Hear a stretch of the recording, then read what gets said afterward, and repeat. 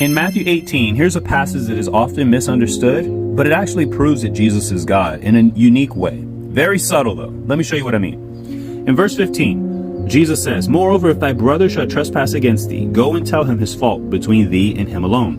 If he shall hear thee, thou hast gained thy brother. But if he will not hear thee, then take with thee one or two more, that in the mouth of 2 or 3 witnesses every word may be established. And if he shall neglect to hear them, tell it unto the church. But if he neglect to hear the church, let him be unto thee," not to the church, but unto thee, "as an heathen man and a publican. Verily I say unto you, whatsoever ye shall bind in earth shall be bound in heaven, and whatsoever ye shall loose on earth shall be loosed in heaven.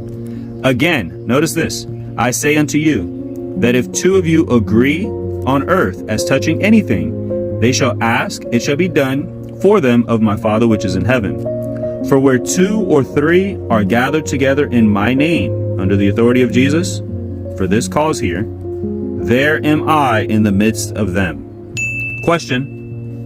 First of all, how in the world is Jesus going to be in the midst of anywhere where there's 2 or 3 that are gathered together in his name? Is he omnipresent? Sounds like he is. The Bible makes it very clear that he is omnipresent. Don't believe me? Let me show you.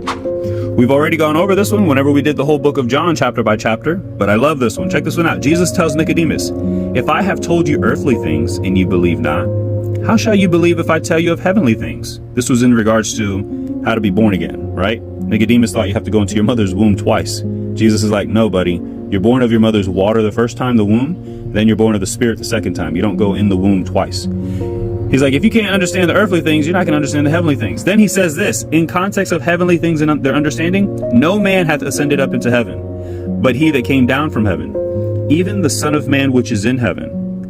Question, how is the Son of Man in heaven the very moment that Jesus is telling Nicodemus this stuff?